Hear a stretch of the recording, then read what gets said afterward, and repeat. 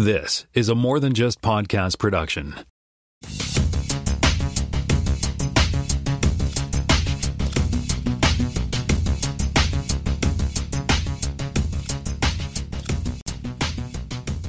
Welcome to Spotcast, Season 4, Episode 3. My name is Tim Mitchell, and I am in Toronto, Ontario, and I'm joined once again by Jonathan Kuline in Mr. and Mississauga, Ontario. Hello there. We also have on the line in Seattle, Washington, the one, the only, I'm Lopez Jr. How's it going? Esquire. Alrighty. All right, let's get on. Let's dig in. We're back for a recap. We're going to talk about, I think today we're wrapping up the Falcon and the Winter Soldier. Falcon and the Winter Soldier. I don't know why I can't say shoulder. I almost say shoulder. His winter shoulder is really impressive. Well, his shoulder does detach. I mean, so I guess it's, especially if you're fighting Wakandans. Falcon and the detachable shoulder guy. And we're also going to talk about Invincible now that I think we've consumed a lot of those shows. Maybe Jaime hasn't caught them all, but as a fact check, once again, we were talking about Adam Baldwin. Adam Baldwin is distant related to the Baldwin brothers. His family's from Chicago. They're from somewhere else, but they are, if you go up the Ancestry.com tree, they do eventually collide. Interesting. But not that far. Like they're cousins or something like that. So, and we were talking about the Who Inspires You thing, and I think I had said that John Wilker and Jonathan Kuline had said that their Who Inspired them was Malcolm Reynolds, but it actually the question actually is not who inspires you, but what is your favorite fictional character was the answer that you both provided for Malcolm Reynolds. Yeah. And then we were also talking about a resident alien, or at least I was, and we were wondering where it was it's on Space Station here in Canada, CTV. What do you call it? CTV Sci-Fi now, I think? CTV Sci-Fi, that's right. Yeah. It's on Sci-Fi Network. It's a Sci-Fi Network published show in the United States of America. And what is this is they don't have subsidized sci-fi down there. That's no, they don't have well, you have subsidized sci-fi vaccines, but yeah, we got vaccines coming out our ears, but no subsidized. So here's a question I have for you, the one and only representing all of America person on the show. How does it feel to get a vaccine applied to everybody for free? It sounds like universal health care. It sounds like the most innovative idea possible. A thing that could truly only happen in the US of A. So maybe I'll catch on someday. It's a good thing you guys invented that. I don't know what the rest of the world would have done without you. Hashtag innovation, right? So. That's true. Tommy Douglas is rolling in his grave right about now. Was it Tommy Douglas, Jonathan? It was, in fact, Tommy Douglas. Yes. Yeah, there you go. And he's the great-grandfather of Kiefer Sutherland, right? That's right. Yeah, there you go. Grandfather, on his mother's side. On his mother's side, yeah. Alrighty, so we have some headlines now, so we'll let Jaime take the reins and talk about stuff and junk. Yeah, not a lot of news here on this one, just the announcement that Netflix, in its continuing quest to make a whole bunch of content that's unique to its platform, is making a live-action Gundam movie directed by Jordan Vogt-Roberts, I think. I'm not familiar with their work. And Gundam is those big giant creatures? Gundam is a Japanese show. It's been on for decades in multiple variations, where you have the mecha suits. They're fighting, so people get into suits, right? Okay. To armor, suits of armor, large suits of armor, and they fight each other for various reasons in wars. Right. Mm-hmm. Yeah, so it seems Are you a Gundam fan, Jaime? I never got deep into it. I've seen a handful of things here and there, and I probably just, very similar to Doctor Who, I probably just need to find a series and just jump onto the train at some point. Yeah. It seems like it's been a long time coming between that and sort of Robotech, and there's so many different, anime series that have dealt with the sort of, the giant suits. Pacific Rim is probably the closest we've come to that sort of like giant suit of armor wrapped around a person deal. But Gundam could be pretty cool. Although we did get to see a little bit of that. Gundam they used a Gundam character in Ready Player One, right? Oh, right, yeah. I think they did. Yeah. So I think it could be cool. But then, let's pray they don't whitewash it. that is a potential problem for sure. But otherwise, Netflix has the kind of money to spend to get the special effects working out pretty well. And hopefully they don't create something whole cloth. Hopefully they'll take some ideas from some of the better. As I said, there's multiple series of Gundam, presumably that you could stitch together something from common themes. Yeah. All right, and then Disney and the Star Wars folks, in the fine tradition of George Lucas with their one and done Rogue One movie, have got a sequel or a prequel to that called Andor, and we got the first look at the Andor trailer just the other day. So and sort of a behind the scenes making of. I got a link in the show notes here. But so yeah, we're looking forward to Cassian Andor stories. 12 episodes on Disney Plus, I believe. Yeah, it looks quite cool. The behind the scenes thing they showed has sort of got the look at the they're creating a pretty interesting looking world around this. I'm never wild about prequels. I got to be honest. Prequels as a concept haven't been great, but I think that there is a lot of untapped potential in that sort of darker side of the rebellion that could be compelling. I think you could have just as easily done it around a brand new character, and it would have probably been equally as good. But Diego Luna's a great actor, and I think there's probably some good stories to be told there.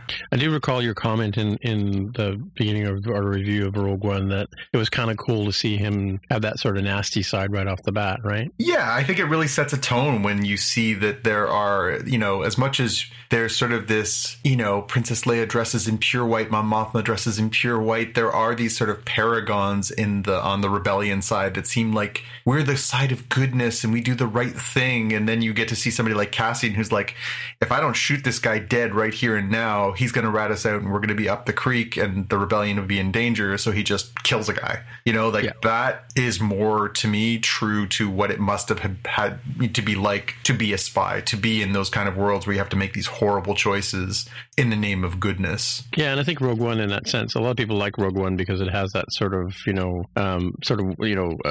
almost like a war movie kind of deal where, you kill the other guy because he's the other guy. Like he's, if you don't kill him, he's going to kill you kind of thing deal, right? So, and if he hadn't done that, he wouldn't have had the plans, and he would, Star Wars 4 would never have been made, and so on and so forth, right? In theory.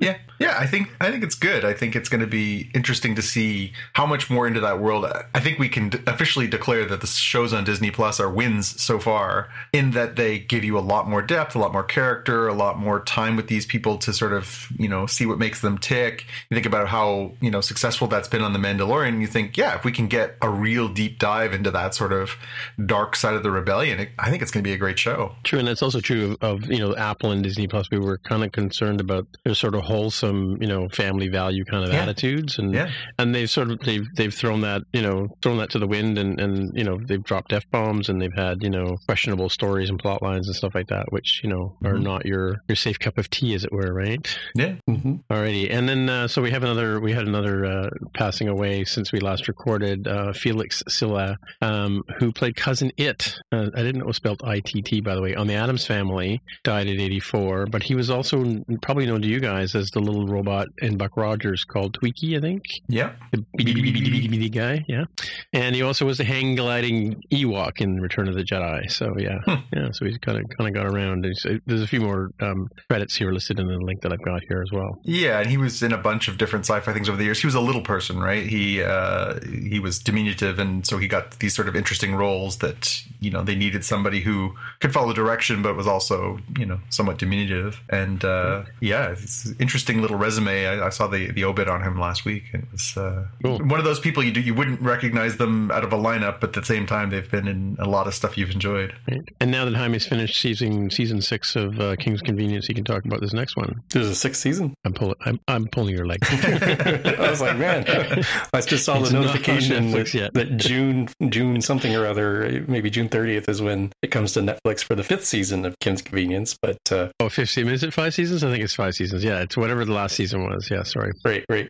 So we've got the first trailer here, or teaser for Marvel's new movie, Shang-Chi and the Legend of the Ten Rings, starring, as you mentioned there, Simu Liu from who played Jung on Kim's Convenience, Awkwafina, Canada's own, and it's looking pretty cool. It's kind of interesting seeing somebody in that very different kind of role, much more serious role for Simu Liu. But his character on Kim's Convenience clearly had the build for this sort of thing, so it's kind of cool to see that he can just roll right into something that's going to come out in September, I think. So it's looking pretty neat. I'm not sure how this is going to come out in editing. Just be clear that he's the Canada's own, not Awkwafina. She's from New York. Yeah. But yeah, he looks very badass. Like he looks pretty at home in this, very grand sort of epic looking trailer. Yeah, and apparently he pitched for the role too, because like as soon as he heard it was like available, he said, "Hey, Marvel, over here," kind of thing, which is cool that he got it. Yeah. All right, what's next? And thankfully, they didn't go the route of the original comics. It looks like they've changed some of the story. So in the original comics, he is Shang-Chi is the son of a powerful ancient Asian crime family, and his father is. Oh God, what was his name? The yellow, something incredibly racist. Oh, Fu Manchu. Oh, I do remember that character. Yeah. Yeah, not an ideal stereotype to put out there anymore.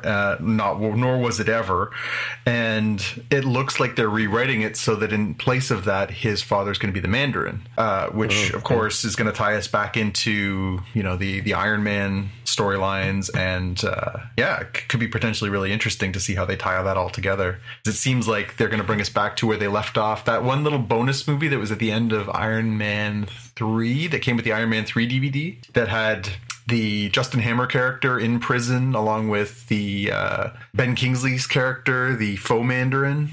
And then it turns up that there's actually a real Mandarin organization that's not very happy that he used their name. Oh, this is right. That was the character from, what was that? Was that a Spider-Man or? That was Iron Man 3. Iron Man 3. Oh, okay. Yeah. Right. He was like the made-for-TV Mandarin kind of guy, right? Yeah, because they basically co-opted it to try and do their own thing, and it was sort of this red herring. But then it turns out that there's actually a real organization, and they are really not impressed with the fact that they decided to do that. Okay, cool. All right. So poor Netflix, I mean. Yeah. So poor Netflix, in that their subscriber growth is stalling as it runs low and hits is the title here. I mean, kind of not surprising given that at some point you hit the pandemic, right, and all your studio stuff gets backed up.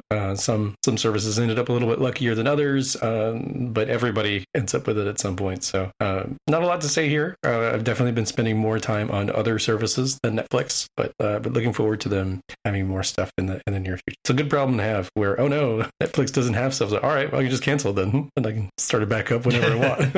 It is funny though that you say that, because I have been spending more time with Apple TV, Disney Plus, and Prime myself. Right, as even more so than Canadian cable TV. I'm finding I'm not watching that as much these days as well. So, and I think I just go to Netflix for a few things. And what was the last time I went to Stowaway, which wasn't that great, But yeah, I've been finding that too. Interesting. All right, and then so mine's up next, and that's we probably could have all grabbed this one, but I posted it first. That's all that matters. Doctor Who crosses over with Game of Thrones as Matt Smith joins the cast of the what do you call it? House of Dragon. And this is a series of pictures that were posted. And he plays an ancestor of Targaryen, right? Targaryen is her name? Yeah, Daenerys. Mm-hmm. Yeah, Daenerys Targaryen. So it's a picture of him, Rhaenyra and Daemon, and grandfather, I think. A few other characters which I don't recognize, so you guys can dive. Oh, Steve Toussaint, I recognize that name, but you guys can dive in and. Well, they didn't give us a lot to chew on. That's all they did was put out a handful of photos of people in costumes with wigs on, and it looks very Game of Thronesy, so cool. But really hard to discern much more than that out of that. I mean, it's cool that they're finally filming it, and it's cool that it's finally starting to happen. Again, I refer you to my previous statement. Not a huge fan of prequels. Now, this is supposed to be set in a fairly distant past. It's not meant to be, a generation or two before or anything like that. It's not like we're going to be like, oh, and there's so-and-so as a little kid or anything weird and random like that. It's supposed to be much more like ancestors as opposed to, immediate progenitors. But it, it looks very Game of Thrones so far, and hopefully they'll give us something better than the final season of Game of Thrones. Yeah. Well, and it's funny that you were talking about Netflix not doing really bad, and yet they've got a jam-packed slate of summer movies, according to this headline. Yeah, right? One of which has come out, and in spoilers is going to be a pick that I'll talk about. So they've got a few movies coming out. The Mitchells versus the Machines is the one that's already out. That came out on April 30th. Mm-hmm. They've got the Dave Bautista vehicle Army of the Dead coming out on May 21st. That one looks cool.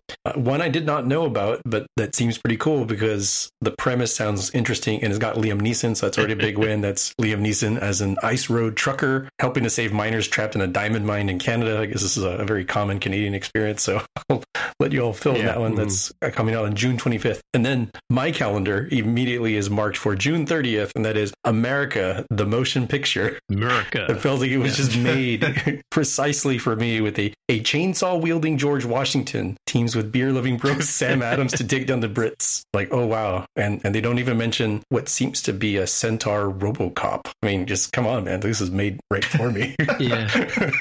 And who plays Benedict Arnold, I wonder. Right? Exactly.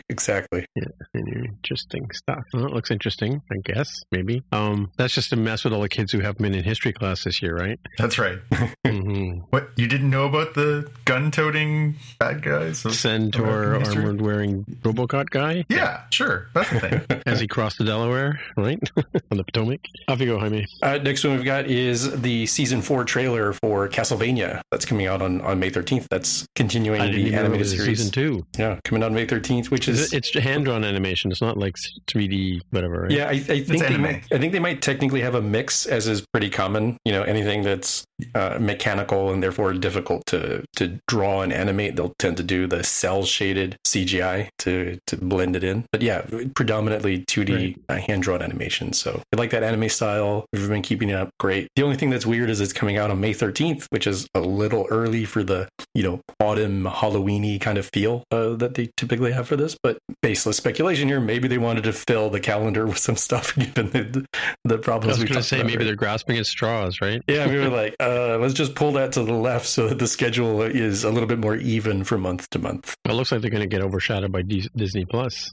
Segway. Yeah, well, not necessarily Disney. I need a Segway sign or something. Yeah, right? Not necessarily Disney Plus here, but the big one that we've got here is the big drop of all of the dates. So you can mark your calendars from here till May of 2023 if you wanted to get all the big Marvel movies coming out. Let's see how quickly I can go through these. Black Widow, the oft-delayed one, July 9th of this year. Shang-Chi, we mentioned September 3rd of this year. Eternals from Academy Award-winning director Chloe Zhao, coming out on November 5th. Spider-Man No Way Home coming out December 17th. Now we cross into 2022 with Doctor Strange and the Multiverse of Madness. A couple months later on May 6th, we have Thor Love and Thunder. A couple months after that is July 8th, Black Panther Wakanda Forever. A few months later is November 11th, The Marvels. Now we've gone into 2023 with February 17th, Ant-Man and the Wasp, Quantumania. And the final one we know about is May 5th, 2023, Guardians of the Galaxy Volume 3. And now we take a breather because that is a lot of info to go through and tease apart. Well, and they've got the little clip there, the movie that's attached to this article. I don't know if you watched it, but it's got, Stan Lee doing a voiceover about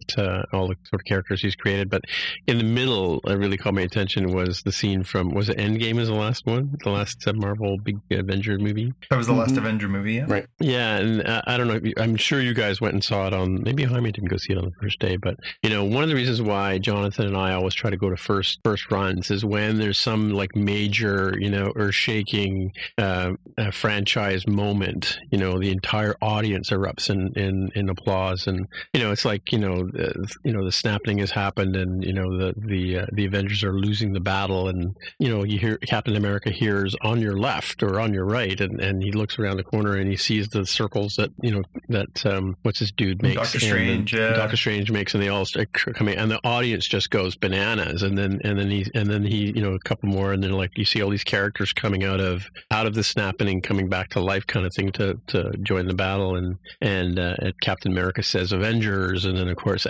as he catches what Mjolnir is the name of the Mjolnir, that's one of the scenes too, where you see him with the hammer in his hand, and he's like, he's the only other person that would carry the hammer, right, kind of thing, and he catches it and says assemble, and then the audience goes bananas. That's the kind of reason why you go to see movies on the first day. Well, it's one of the reasons we see movies in general, right? It's the communal experience. I want to be sitting next to you in those moments. I want to be like, dude, this is awesome. That's and I felt that way in a bunch of different movie experiences, but you cannot replicate that at home. You can't. No, it's true. That shiver up your spine, like we are all in this together. We're all seeing it for the first time kind of feeling. It really is a special thing. thing that movies can do. Yeah, we used to do that when we were kids. Like we used to cheer and stuff like that. I'm sure you guys cheered when the Death Star got blown up when you were little kids, right? You know. Yeah, for but sure. I remember I was with my friend Karen. We used to go see movies all the time, and I remember seeing Rocky, and we were like punching each other as the fight was, was coming to a climax, right? Mm-hmm. Even though it was Rocky. The first movie was really good, but the rest were whatever. But that's the kind of experience you get that in the same and the Matrix. When I saw the Matrix, on a like first night kind of thing, and the audience just everybody collectively dropped their jaws, or like the dead guy coming out in the movie in the middle of Jaws, and half the audience jumps, kind of thing, right? So again, I saw Scream, the first Wes Craven Scream in the theaters, right? Yeah, again, it's not high art. It's a fun horror flick, slasher flick, popcorn movie, yeah, for sure, yeah. But seeing it in the movie theater was an amazing experience because it was filled with so many jump scares. So there's all kinds of moments where you just like somebody would just leap out or whatever, and people were like screaming and like squirming, and it was a great. Again, I'm not a huge horror movie guy, and I'm any of that kind of stuff, but it was a really intense experience just because you're in a room full of people and you never know if you're going to get this blood curdling scream behind you because somebody's really scared by what's happening. It's a neat experience. Yeah, for sure. The Marvels. Can we circle back to the Marvels? Sure, I guess. Oh, the Marvels. The Marvels. I think it's really significant, and it's interesting because the first time they've mentioned that as the title of Captain Marvel 2 is The Marvels, because it implies that it's Captain Marvel and Ms. Marvel who they're going to introduce on her own Disney Plus show. Oh, okay. So again, we're getting this springboard from Disney Plus into the movie universe where they're going to introduce this character. It's a very popular modern character within the last decade. Ms. Marvel, Kamala Khan, who is a Muslim American and has become a very, very popular character. And they're going to introduce her on a Disney Plus series, give her springboard, and then carry that into the movies. That is an interesting development. Cool, yeah. Yeah, and they laid some of the groundwork for Monica Rambeau's character within the WandaVision series. So I think it is the combination of those three. Ms. Marvel, Captain Marvel, and I'm running a blank as to who Monica Rambeau's character is supposed to be when she heroes up. Yeah, she's had a bunch of... She was Captain Marvel in the comics. She's also been Photon, and I think she has some different alias now, but I cannot recall it off the top of my head. Mm-hmm. But yeah, I think it's interesting that it's sort of not just a hero pilot for Brie Larson, but it's actually sort of expanding that into something bigger, which is interesting.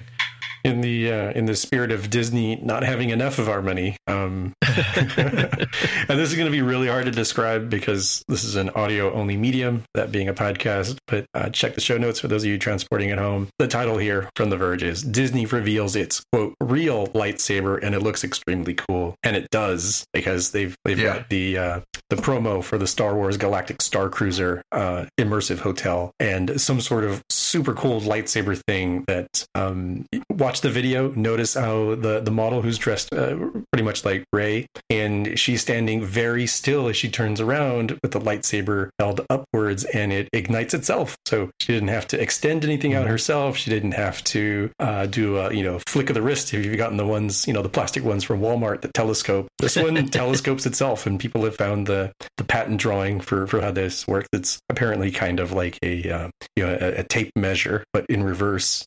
So it's just really freaking cool. It lights up. Of course, people are probably going to wonder, can you hit other things with it too? And how well will that stand up? But that's the real question. Isn't just does it look cool, but is it like, could you have a little sword fight with your pals and not be like, damn, I just broke my however much this is going to cost us toy? Yeah. I mean, extra kudos if it somehow is in that sweet spot of hard enough to hit somebody, like hitting them with like a rolled up newspaper, but not so hard that it causes damage of any sort. It's got to be that sweet spot of like a wiffle ball bat. I don't know. As a younger sibling, I can tell you that if somebody wants to hit you with something hard enough, they'll find a way. Next one here is a new addition to Disney Plus coming up this fall, and that is the Haunted Mansion Halloween special for the Muppets. They started with Gonzo, and I forget what the prawn's name is. What's his name? Is it Felipe? Jose? What's... Yeah, I think he's Felipe. Felipe, the prawn, doing a little bit of a promo. So looking forward forward to that one. I like the Muppets. I'm glad that that property is owned by Disney, so that it can be right there on Disney Plus. All right, I'm up next. So we've got news that they're going to reboot Red Sonja, which, for those who may remember, way in the past, was a mildly popular sword and sorcery book in the vein of Conan, starring a strapping young woman with red hair who is also sort of the barbarian. There was a 1980s film. What was the name of that the one that was married to Sylvester Stallone, the really tall Bridget Nielsen. Bridget Nielsen. Bridget Nielsen. That's exactly right. Yep. So we've got news that they're doing this movie, and the star of it is going to be Hannah John Kamen, who was Ghost in Ant-Man and the Wasp. She was the sort of kind of the villain, I guess. It depends on your interpretation of that movie. And yeah, she's had some good roles over the past few years. She was also in Ready Player One. She's been she was in Tomb Raider, and yeah, she sort of had a sort of, She was in that show. I can't remember the name of. Killjoys. She was in Killjoys. Killjoys, yes, yeah. Yeah, so she's sort of been on the rise for a number of years, and yeah, now she's going to have this role as this sort of sword swinging wing. I never really thought of her as I don't know. I guess when I picture Red Sonja, I do picture somebody maybe more like Brigitte Nielsen, sort of a tall, strapping woman. I've always thought Hannah John Kamen is sort of smaller, but that's not to say that there isn't a way to do that in a movie. But yeah, interesting. Well, Tom Cruise can do it. Yeah. I mean, if they can make Tom Cruise look tall. Yeah, I think along the same lines, even though I think Gal Gadot is actually tall, she's very thin, but she doesn't seem small or frail in any way when she plays Wonder Woman. So hopefully they can do their magic there. But I am very curious. Again, audio only medium. If you're familiar at all with the Red Sonja character, you have to wonder, how are they going to do the chainmail bikini in the modern era and have that work besides being like CGI, man. CGI. It might be the most realistic thing to do, right? Is CGI. Otherwise, you probably can't cover up all the bits at all times. Well, and you could make a good case for perhaps it's time to stop dressing women like that in these movies. Like, true. Yeah. As much as obviously, they do in those sword and sorcery movies that they still continue to make. They dress up Dwayne "The Rock" Johnson in a Speedo to be the Scorpion King and stuff too. They can, I'm sure, justify that it's equal sexism, but it's not. It really isn't. It's kind of crazy. So maybe they'll come up with something that's both attractive and perhaps a little less overtly ridiculous. Yeah, no, for sure. Next up, I've got some sad news for fans of the Arrowverse. So they are continuing to make these shows, even in the wake of Arrow ending. The Flash is now the standard bearer, the longest running show, as the next longest running show. And we got news this week that 2 of the original cast members are leaving, which is sad. So Carlos Valdez, who has been playing Cisco Ramon on the show since the beginning, sort of very funny character. He's had, been just sort of a scientist. He's also been an inventor. He's also been the hero known as Vibe. He is going to be leaving the show at the end of the current 7th season. So that's sort of sad news. I hope they give him an appropriate send-off. He's been a really, really fun character, and he seems to really enjoy, being in that role.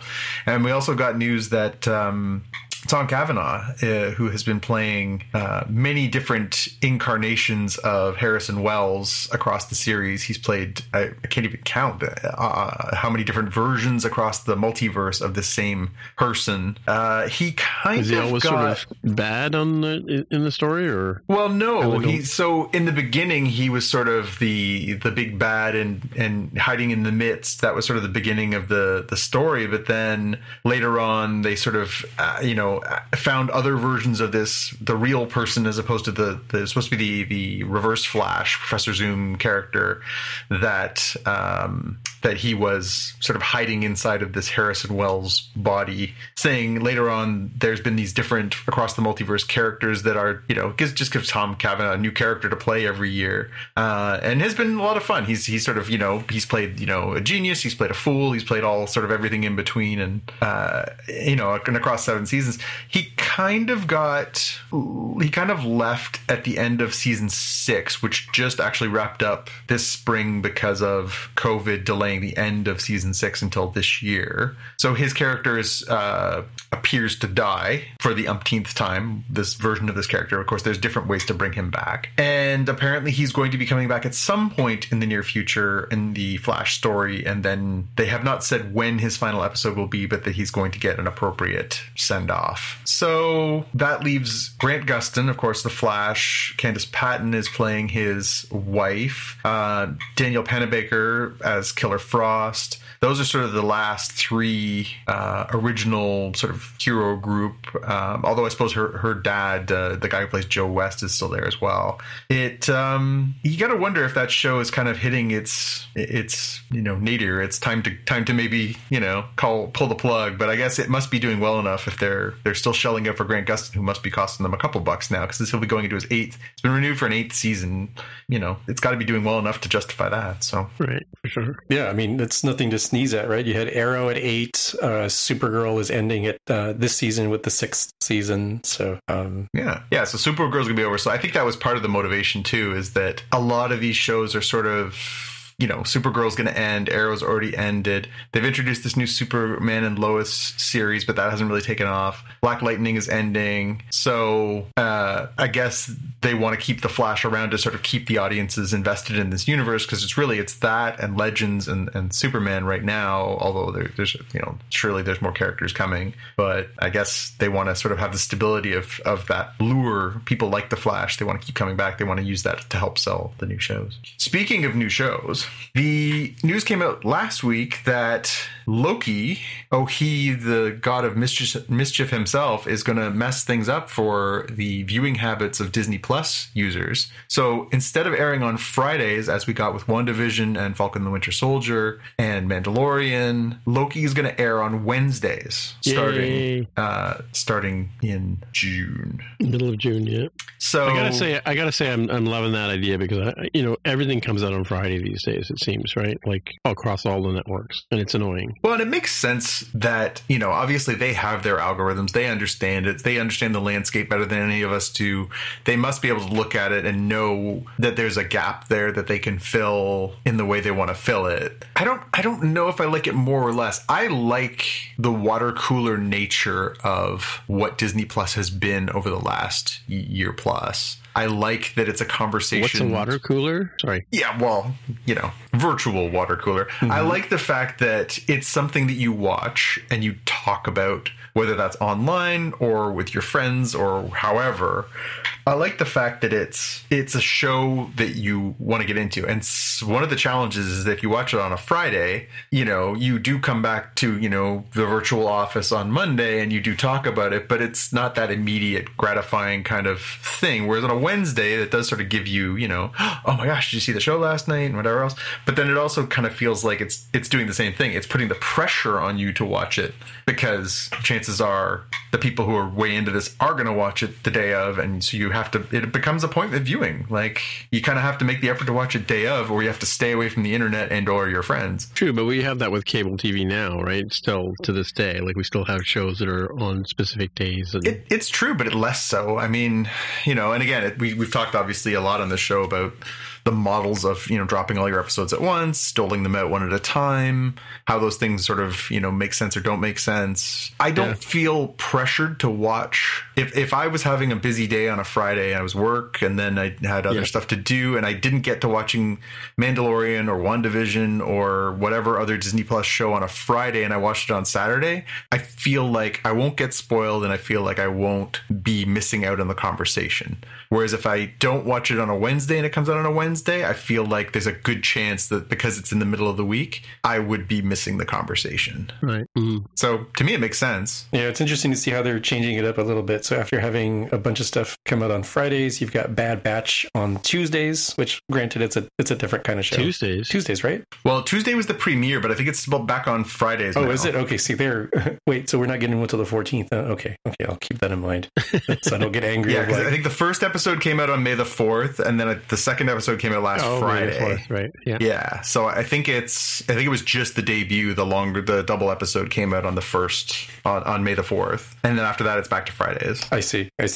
So then this is the first one to I guess regularly change it to a different day. Yeah, and I looked to sort of see, is that just for like a one-off? And they said, no, the entire run's going to be on Wednesdays. So I do like the idea, though, that it's like, I think you should lean into the God of Mischief thing and just like change it every single week and just mess people's minds up. Loki's mischievous. I know what to tell you, folks. Might be on a Tuesday next week. Stay tuned. That'll mess up the downloaders too, right? Yeah, no doubt. You could put up fake episodes. Like that hasn't happened before. All right. Got some other good news here. So I don't know if either of you are, like I am, a Mystery Science Theater 3000 fan, but this show has more lives than a litter full of cats. So, it premiered in the early 1990s, and it sort of had a bunch of kicks at the can as these different iterations. The most recent one was it was brought back on Netflix. Patton Oswalt was in it, and it was, and Jonah Ray was the star, and it sort of come and gone and come and gone and come and gone. It got canceled from Netflix, and people were sort of saying, well, now what for this beloved cult thing? And so they decided to kick it off. So Joel Hodgson, the original creator, kicked off a Kickstarter campaign to try and raise $5.5 million to do another season. And not only did he get his 5.5, he got 6.5 out of a Kickstarter. And so he's bringing it back, but it seems like what they're going to do is bring it back. It's not aligned to a network. So whether or not it's going to be an online thing, how they're going to distribute it, that part is unclear. But they're going to do 13 episodes. They're going to do a holiday episode. They're going to do a Halloween episode. They're going to do all kinds of stuff. And for the first time since 1993, Hodgson himself is going to come back on the Satellite of Love and do a couple episodes. And there's talk that J. Elvis Weinstein, who played the original voice of Tom Servo, and maybe even Trace Beaulieu, who played Crow, might come back. So the original gang will get back together and do some stuff in there. So this is really cool. I mean, as a fan, I'm pretty excited about this. That'll be cool. That's on Gizmoplex, huh? Yes. Okay. Yeah, and that's the thing that they just sort of kicked off, right? They're going to do this online portal. It says they're going to have new episodes, classic episodes, and events and all kinds of stuff in there. It says they're actually going to do a 3D episode with like the red and blue cardboard glasses at one point in this season. And so again, interesting, and I'm glad it's going to continue. It deserves to continue. It is an institution now that's been around for almost 30 years, if you can believe it, and I'm glad that it's got yet another life in its fourth different iteration. And last on my list, we got a really cool trailer drop today. Venom 2. Wait, I haven't seen Venom 1 yet. Well, we can discuss the merits of that in detail. But yeah, it is called Venom, Let There Be Carnage. The first trailer dropped today, and it's bringing back Tom Hardy as the titular Venom. Right. And Woody Harrelson as his nemesis, Carnage, another human being who is possessed by a symbiotic alien that is even more monstrous, if you can believe it, than the original. And it is very much like the last one. It looks like it's a mix of sort of horror, superhero, and humor, all sort of blended into one. Dark humor, granted, but the first movie was okay. I actually enjoyed it more than I thought I would. I did not go see it in the theater. I did not want to commit to that level of investment, but I did watch it on, I think maybe Netflix or somebody had it on, and I watched it, and I watched it with Number One Fan, and it blew up fine. It wasn't high art, but it was okay. But this one, having this, iconic villain in the mix, and Woody Harrelson is a fine actor too. So, he looks like in the trailer like he is just chewing up the scenery and spitting it out, but I think it could be one of those, grab the bag of popcorn kind of movies. Again, I do not think this will ever be high art, They certainly are not as well put together as a standard Marvel film. This is, of course, the Sony arm of the Marvel Universe that is still controlling Spider-Man and his associated characters, at least until Disney buys Sony. And so I think it could be, I think, again, I don't expect it to be high art. I expect it to, in fact, to be kind of stupid at times, but I still think it's going to be an enjoyable watch. Agreed. How about you, Jaime? I want to know what Jaime thinks of this one. You've got to have an opinion on this one. I think I probably enjoyed Venom a little bit more than you did. It does have flaws. I did think it was enjoyable overall, so I was looking forward to this sequel here. So I'll definitely be watching this one. Does the trailer live up to the expectation so far? Yeah, although I'm having a little bit of trouble discerning exactly how this will be different than what we saw at the end of the first film, which the hot symbiote on symbiote action was sort of already there. So I'm like, okay, is this more of the same, or do you have some new twist here that isn't necessarily explained in the trailer that can take it to that next level? That would think to me will be probably the biggest challenge. Yeah, I feel like they did. That was one of the things that I kind of didn't enjoy about that, was that I feel like they kind of shot their shot a little bit with using Riz Ahmed as a different symbiote infested character, because it does. I mean, I don't know, Jaime, if you've read many of the Venom comics over the years, but that seems to be what they go back to again and again and again. It's one of the reasons why, as much as I enjoy some of the stories, it is not a book that I've collected regularly, because to me, that's kind of the deal. He straddles the line between good and evil. He ends up fighting a lot of other people who also have symbiotes, and to me, it just feels like it's just a little worn. Now, I'm probably oversimplifying it. I'm sure there are better stories that I have not read, and I'm reducing it. But to me, it just feels like there's got to do something else. Like, I would have been way more excited if they were like, dude starts a fight with Spider-Man. Like, okay, I'm in. Let's go. Where are we going? Okay. Well, I guess, are we here now? We're here at the point where we're going to talk about the two things, Falcon and the Winter Soldier. And now that it's wrapped up, 6 episodes, I think we talked about, as opposed to 8 or whatever it was for WandaVision. 9, I think, yeah. Yeah. So, what do you think? I mean, I'll start off maybe with comparing it to WandaVision in terms of theme. And I think we might have mentioned this in a different episode before, that we suspected it was this. Now I can confirm this. So WandaVision was about grief and loss and coming to terms with that. And the Falcon and the Winter Soldier was all about legacy. And the 3 different characters who deal with legacy all deal with the different aspects of it. So you have Sam, the Falcon, who hesitates to take on the legacy of Captain America, right? He doesn't want to have that burden on him. You have Bucky, the Winter Soldier, who has, the terrible actions he took as the Winter Soldier as the legacy that he wants to get rid of, or that he doesn't really want to face, right? He just wishes it was gone. And then you have John Walker, the new Captain America, who very desperately wants that legacy, right? Like, he feels like he has earned his way into it, that it is something he's entitled to. And that, theme of legacy is interwoven through all of these different characters and their interactions with the rest of the surrounding plot and characters. Yeah, but then it plays out. And in some ways plays out really, really well. Some of the ways that they deal with this, I thought the way that they dealt with Anthony Mackie's conflict about being Black in America and about the legacy that he discovers about, the origins of Captain America and the super soldier serum and everything else. I thought some of that was incredibly beautifully, poignantly dealt with. And then some of it was a little clunky. Agreed. I thought, I thought the Anthony Mackie portion of the series, where he sort of turns his back on the legacy of Steve Rogers, and he gives the shield away, and he is sort of comfortable with, who he is and the niche he's carved out, but then realizes that he does have more responsibility to bear, and that he has to do this to become this next level of himself and take on this mantle, even though he knows how hard it's going to be on himself himself. I mean, he's doing the Jackie Robinson, right? He's doing the, I know I'm going to get bombarded for being this, for being, Captain America and being black, but I will wear this because somebody needs to wear this. And I thought that was really beautiful and poignant, and some of the ways that he talked and then the writing I thought was really quite well done on this show, as was Anthony Mackie's performance. Was really, really good and really, really interesting.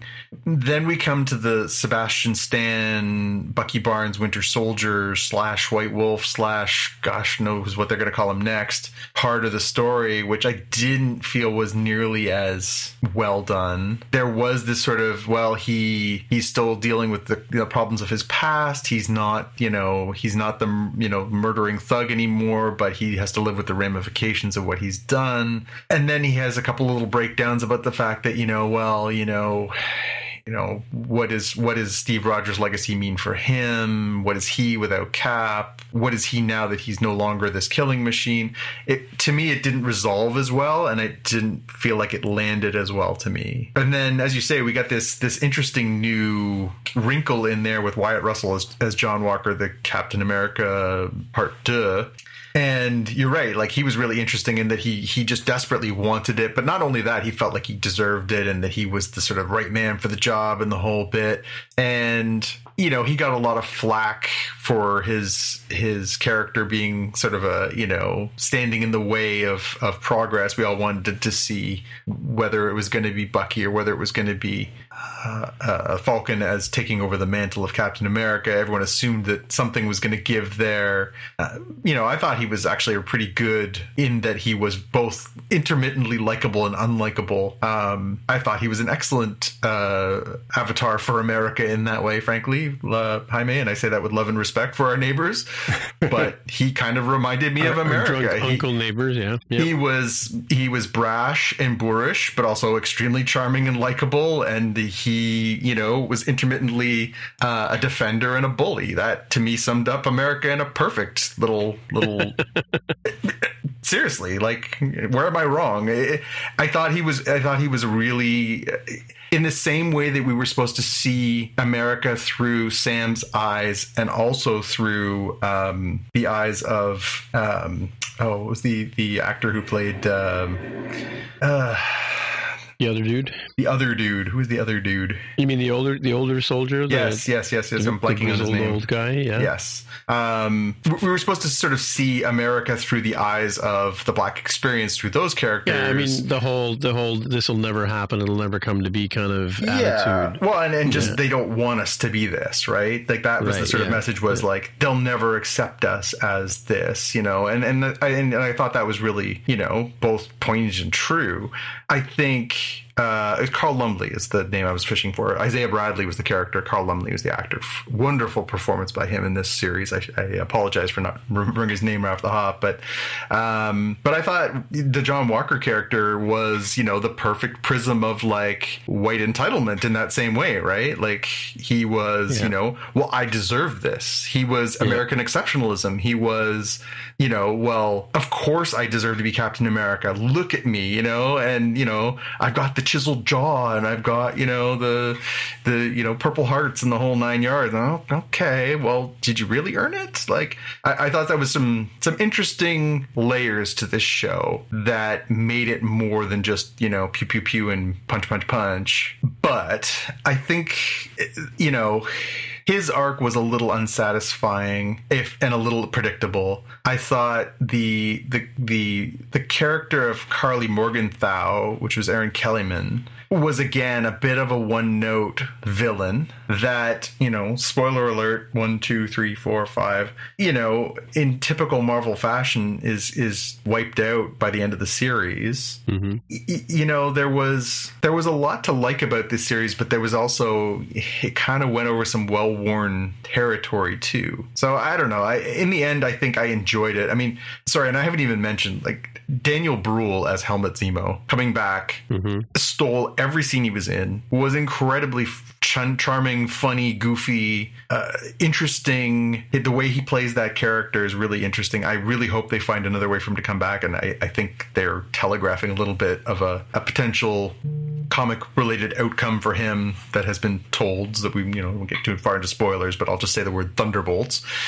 I think, that there's that there. They brought in they brought back Sharon Carter as so Emily Van Camp as Sharon Carter, Canadian, and she she sort of had this weird story where she was left behind and wasn't given the pardon that everybody else got after Civil War when Cap came back. So then you're like, so Cap just forgot about her. So that was a weirdly flawed kind of story arc too. And then of course it turns out that she's, again, spoiler alert, she's the power broker. She's this sort of black mask behind the scene. And of course people immediately assume, well, maybe that's not really her. Maybe this is tied into the Secret Invasion thing that they're doing as part of the Disney Plus stuff. Maybe she's a Skrull in disguise. Maybe there's another thing that's the shoe that's waiting to drop. Maybe she's a triple agent.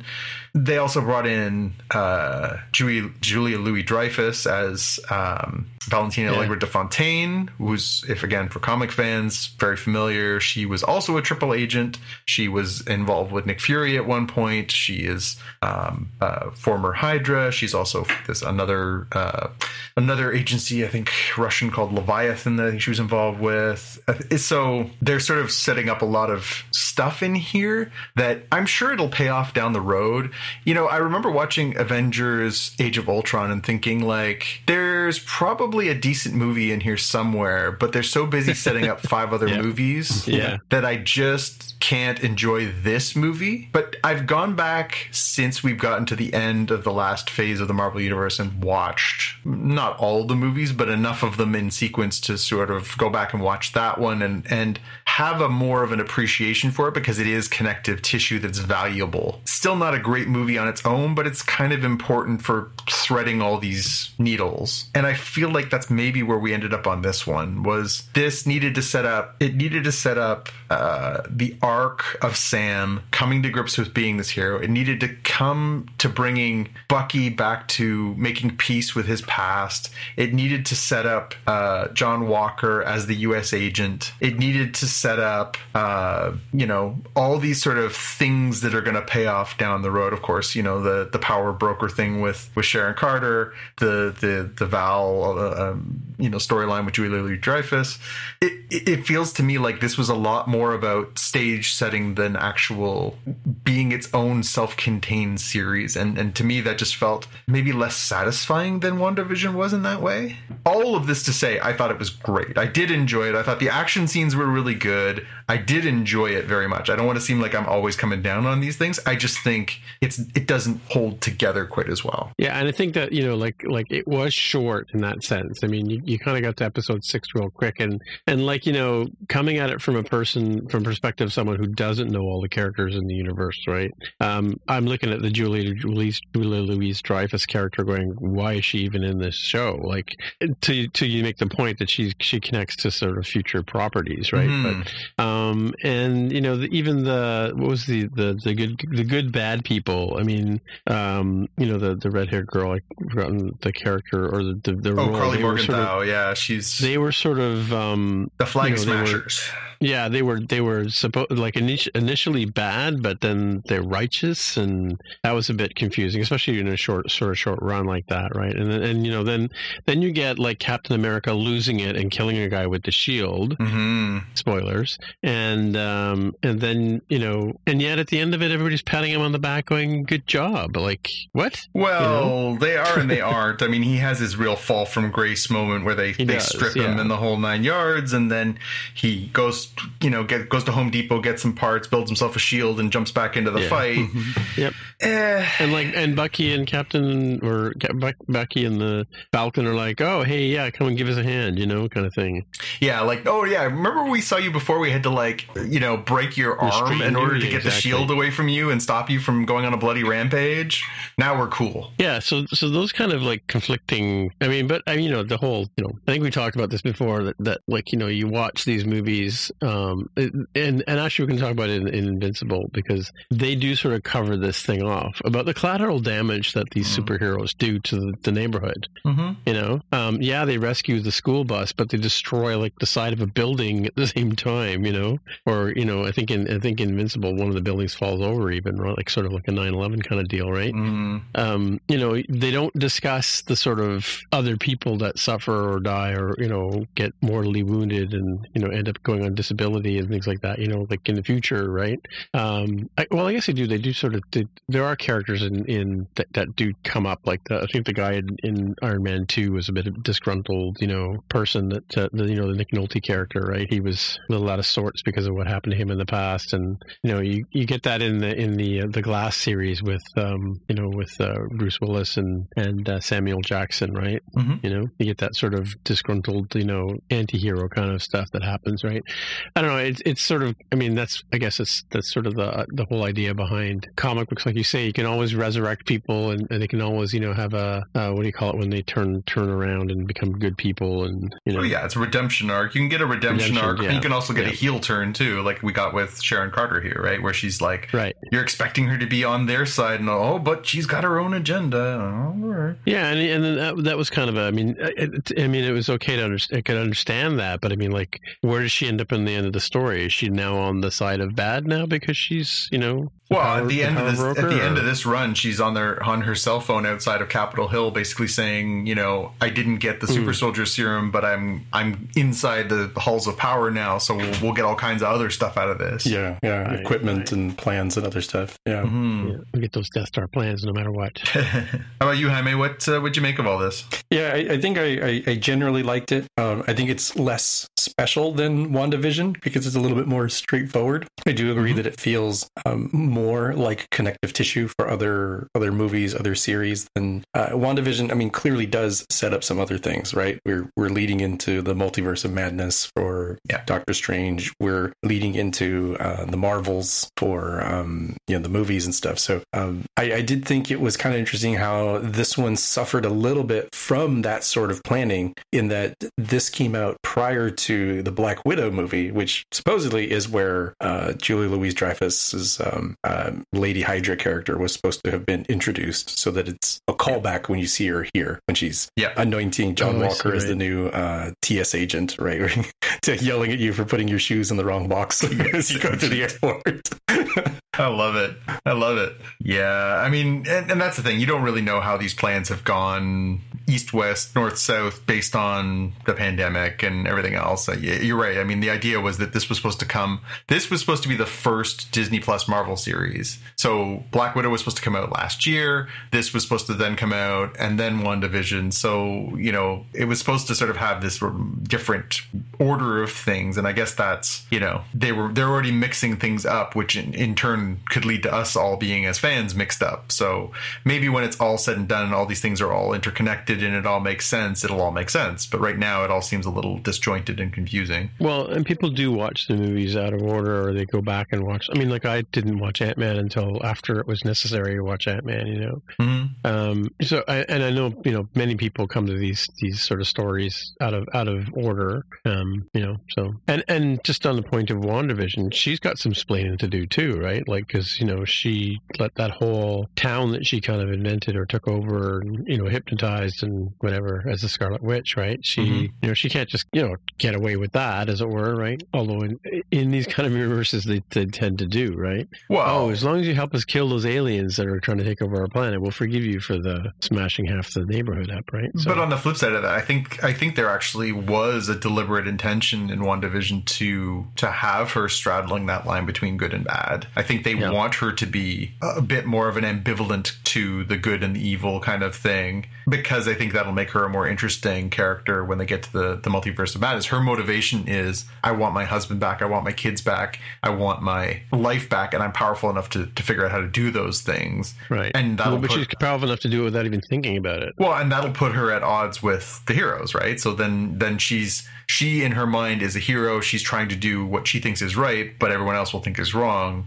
And that's what makes great antagonists, right? Yep, for sure. And I think that's maybe a good spot to sort of jump into Invincible. Have you seen all of Invincible, Jaime? I forgot. Yes, I finished the finale. Okay. Yeah. Mm-hmm. Yeah, so, I mean, and Invincible is kind of interesting, too, because it for those of us, I mean, I don't know if Jonathan knew about these characters before, but, read the entire series from the beginning. Well, they were all brand new to me, and I don't know about Jaime, but, and it starts off with, I mentioned last time, there's a lot of red ink in this series, right? And it does cover, sort of cover the sort of other side of being superheroes, and that, they have family problems, they have relationship problems, the son wants to be like the dad, which may not be a good idea, in the long run, and then you have the Seth Rogen character, or Seth's, what's his name, the character coming from outer space who's comes to the wrong place. Alan. Alan the alien, Seth Rogen, yeah. And he comes in the back to be a guide to sort of the Sam what's his name character from Big Lebowski, who's narrating the story. Mm-hmm. But yeah, he Sam Shepard. But he it's an interesting story because they sort of, it's the sort of the other side of, they smash up the town, and then the townspeople go, but you broke everything in doing that kind of thing, right? So that it has an interesting thing. And then of course it's the government, the government dudes are trying to control the whole narrative as well. And with what's his name again? Goggins character. Walt Goggins is Cecil. Goggins, yeah. Cecil Stedman. Yeah, he, they're trying to control and do this kind of stuff, and how the story kind of evolves. That the young son discovers he has got power, and then he finds that he's from another planet, like his dad. What's his name? Omni-Man. Omni-Man, yes. Omni-Man, sort of the most powerful guy on Earth, kind of thing. Yeah, the Superman avatar. Yeah. Yeah, and all these other kids some kids have power. He finds out the girl at high school. He knows this one girl at high school who turns out to also be in league with the other people, right? And interesting story. I don't want to start getting to the spoilers until we sort of dive into it, but that's sort of my impression. This normally is not my cup of tea to watch an animated piece like this, although I used to watch animated stuff all the time when I was a kid, but I haven't as an adult sat down and sort of consumed a series like this. But then again, it was unlike anything. It was very sort of similar to the Watchmen kind of idea, right? Yeah, but I think you nailed it, Tim. I think this is not a kid's cartoon. This is an adult series that just happens to be animated. I wouldn't show this to a child. They'd be traumatized. Yeah. Especially because it starts out mostly kind of normal. You could watch the first 7/8 of the first episode and be like, yeah, it's pretty normal, Batman, Superman, and then it just goes well off the deep end. You're like, whoa, what just happened? Is this The Boys in animated form? It is. It's got that That's same a great analogy. Yeah. Yeah, no, it definitely, and the series has always been that. It was a bit more of a slow burn in the comic. I was lucky enough to be reviewing books back in the day when this first came out, before anybody but me knew who Robert Kirkman was. Invincible came out, and I loved it. It was, to me, it was very much somebody who loved comics, taking some of the archetypes that we're familiar with. Mark Grayson is very much the sort of Peter Parker. He has a normal life. He's got a girlfriend, he's got troubles, he's got friends, he's got a life, he wants to do well, but he's not always good at it. To me, it captured a lot of those kind of elements. It paired them with, the Superman-esque archetype of Omni-Man. It has a sort of a Justice League kind of function in there. It's got sort of a shield organization, in what Cecil's running there. There are a lot of archetypes that sort of overlapped there, and I thought it was a really compelling book. And the story of the first sort of year's worth of that storyline takes you through a lot of the stuff that we saw here. Some of that stuff has been moved around in order, and some of it's been taken out, but a lot of it is pretty close to pretty faithful to the comics. The storyline, the twist that they did here, which which I thought was a very smart one, was they moved the conflict, the sort of the starting conflict between Omni-Man and the Guardians of the Globe up to the first episode. In the comic, it doesn't happen until a few issues in, and then the end of the first year's worth of books culminates in the you can call it a fight. It's not really a fight. The ass whipping he delivers on Invincible. I thought the fact that they moved that up to the first part, so that you're exactly right. You get this like, oh, it's this really charming show about this kid who discovers he's got powers and how he's trying to live up to his father's legacy and all these sort of things. And you think you got the show figured out, and then they throw you this curveball of, oh, not only did this guy just like go off, but he just wait, should we have gone like 5 minutes ago and said spoilers? I can mark the chapter, but just it's like spoilers section now. Spoilers. Yeah, okay. 5 minutes ago, spoilers, folks. All right. But yeah, I mean, to get into that point, you get this real kicker off the top of Superman kills the Justice League, and you are both thinking like, what? Why? Because you don't know how this came to happen.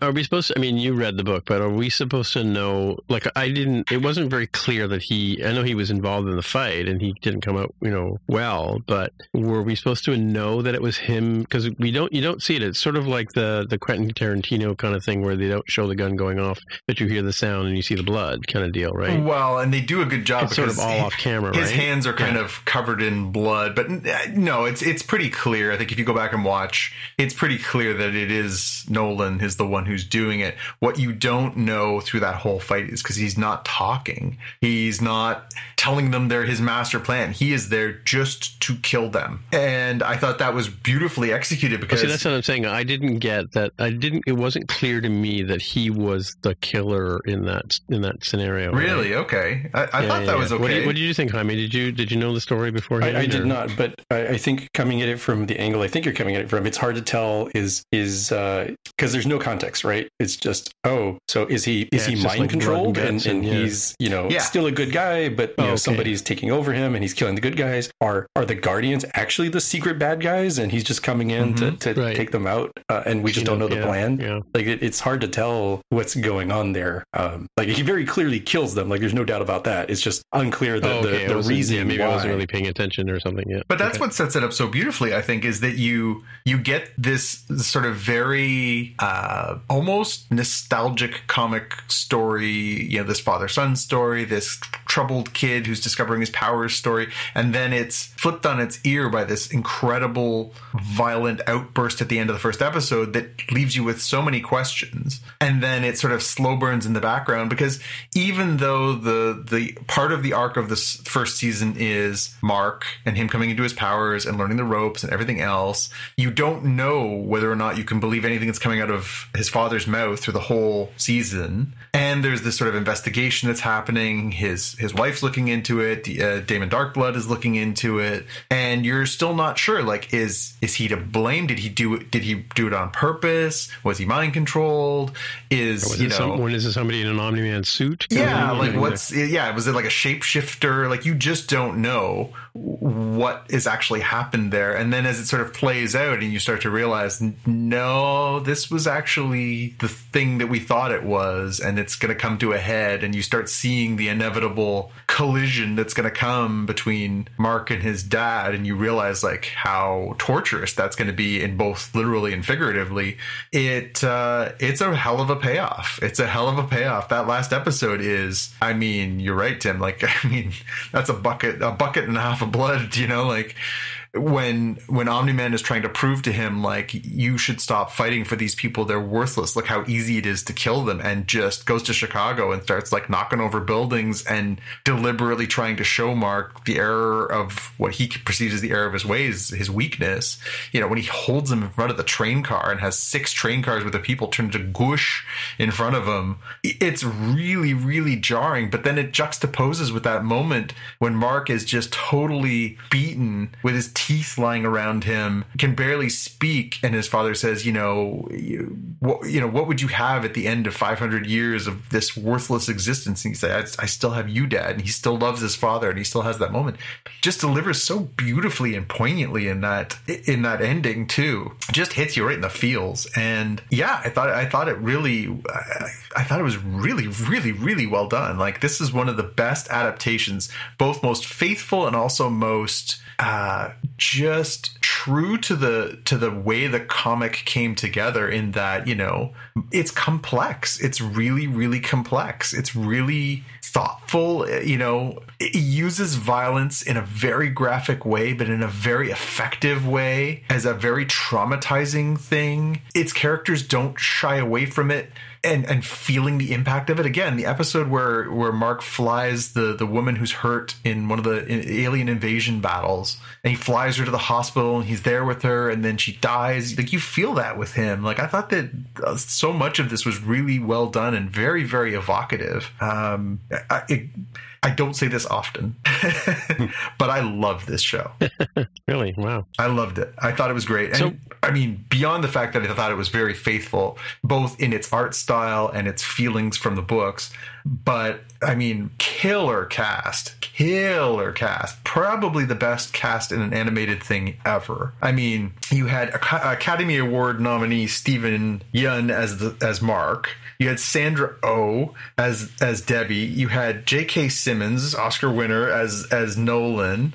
You had Gillian Jacobs as Adam Eve. You had Andrew Rannells as William, his best friend. You had Walt Goggins. You had Zachary Quinto as the robot. You had Jason Mantzoukas. You had and then Zazie Beetz as Amber, his girlfriend. Like Mark Hamill in a bit part. They had John Hamm as some random security guard in the first episode for 2 lines. This is crazy how good this was. And I love that he cast, this was the funniest part, I don't know if you guys saw this. So the Guardians of the Globe were all voiced by characters from The Walking Dead who he'd killed off. Oh, really? Well, yeah, and I was going to say that for the people who may not know that Kirkman is also the creator of Walking Dead. I wanted to know, when did, in terms of his writing career, which came first, Invincible or Walking Dead? Walking Dead came out about 6 months before, but both books within 6 months of each other. And it's funny because I was just starting to get into developing a relationship with Image. They were starting to send me some books.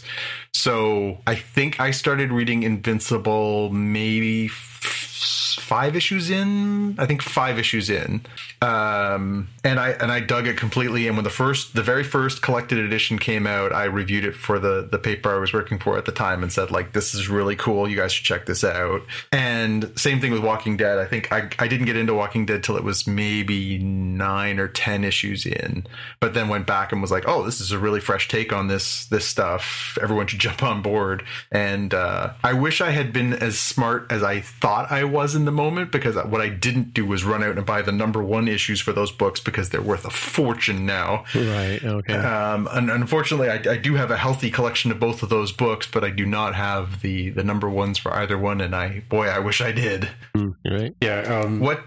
Sorry, Jaime, go ahead. Well, as I mentioned to you fine gents in our DMs, I said it is amazing seeing all of the different memes from the Mark and Wonder Man fight, Omni-Man fight, with the think Mark, think as he's standing over him. The people who just redrawn, traced over other characters. I've seen Hank Hill standing over Bobby Hill.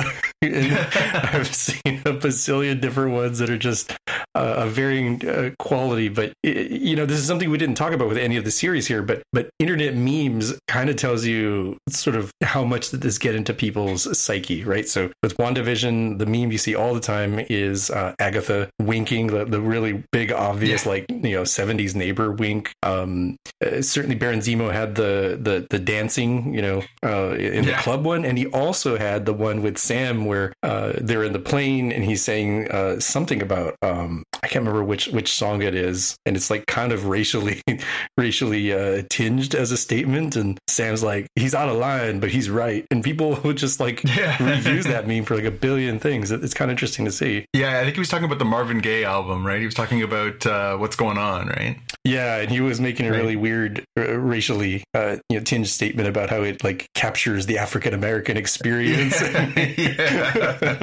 Sam's like, he's out of line, but he's right. But he's right. Yeah, I love it. Yeah, I thought this was a terrific first season. They've already announced it's been renewed for season 2 and 3, so that's good that they were going to carry it over. I thought it was interesting because the way they button hooked this first season was basically, Omni-Man has a sort of change of heart, realizes that he can't kill his son and start again the way that he bragged he could, and takes off into deep space. And then we have Alan the alien show up. The Seth Rogen voiced character shows up and talks to Mark and basically says, this has never happened before. The Viltrumites, are merciless. I don't know why he showed you mercy or how that worked. And then you get sort of this glimpse of all these. He's like, well, so what are you going to do now? He's like, oh, well, I guess I'm going to go back to high school. And then they show you all these sort of glimpses of other storylines to come. So you could have finished that season if there wasn't renewed. If they ended it there, it would basically just be like, well, he survived, and we assume he goes on other adventures. But now they've set the table for some really, really cool storylines. Some of the stuff they teased in there was like straight out of the comics, and some really, really cool stories to come. So it's neat that they're going to get at least a couple more seasons. I suspect they might even get more than that down the road, because it's a really good book, and it actually sustained its level of quality for a very long time. Like, long after I stopped professionally reviewing books, I was still buying that book, even in a time where I was not really interested in monthly books as much. I was more reading collected editions and sort of shying away from monthly books. I was still buying it every month because I just wanted to see what Kirkman was going to come up with next for that character.